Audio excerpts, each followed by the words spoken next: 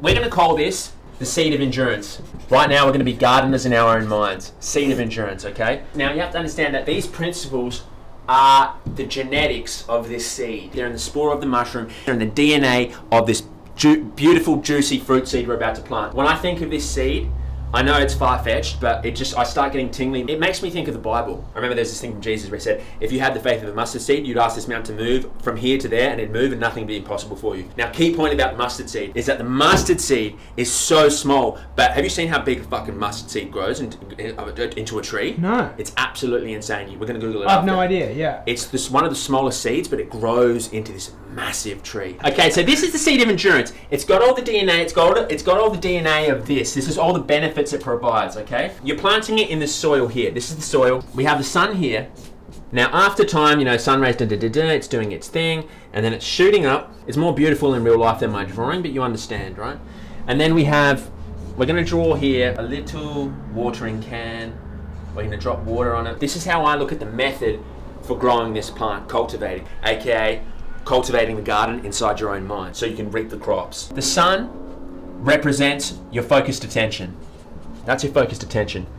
The soil here represents the wisdom, theoretical knowledge, whatever you want to call it. The way this theoretical, aka wisdom, can be attained, I'm going to also reference something I once read. I don't even know who said it. I think I got it from that book, I'm not sure. I read this in the Tibetan Book of Living and Dying. 3 wisdom tools: listening and hearing, contemplation and reflection, meditation and action. That's a way of acquiring that. The watering here is our application. This is our application of the wisdom. This is represented as another principle that pops up all throughout Buddhism. We're going to call that skillful means. Sunlight, focused attention. Wisdom, theoretical knowledge, application of wisdom. This is the recipe for allowing this seed to fully germinate and then grow and produce fruits in your mind. So you have your focused attention on it.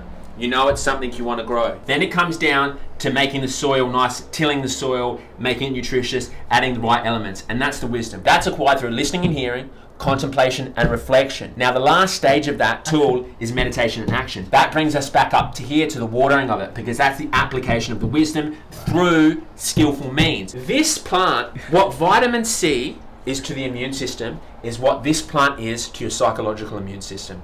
That's what the endurance seed does. AKA, this is a source of psychological immunity. And what I mean by that is the vicissitudes of life come in, but now finally you have a nice little place to sit under the shade of the endurance tree, providing you with the ability to be fully accepting and comfortable. You see? It is a seed that you want to have planted in your mind, because it has an extreme benefit. It's a magical crop to have in the garden of your mind, because you know what? It's so beautiful, it's so big, it's so luscious, it produces so many fruits, and when people come into your space, they want to hang out in it. They want to sit underneath it. You're not causing any havoc to the ecosystem once this is in your mind. There's little birds living in it, and they're loving it. The roots are so strong and they go so deep, and it doesn't waver. It doesn't waver. It doesn't get scared. It doesn't get scared and makes me think of another thing in Groundless Fears. It doesn't get scared. Now I'm taken from Seneca. It doesn't get scared and retreat like soldiers who are scared off by a dust cloud raised by stampeding cattle. As in, you don't see, it's groundless. It has no basis in reality. This tree does not waver. It's not suspended by hope and fear. The endurance tech applies to literally anything. It doesn't apply to 8-hour ride. Enduring your life. But you need to dispose of these concepts. Everyone can do the endurance tech. You don't need to ride for 8 hours. But we're just using sport as a vehicle to disseminate this information. Yeah. But big thing, get G'd up on planting this seed. Because once you plant this seed, it's going to be the source of psychological immunity for you. And it's going to enhance your own garden and also enhance the people that come and sit in your garden, which is really everyone you come into contact with your life. And you won't be such a fucking, to be around. Trust me, I've been there.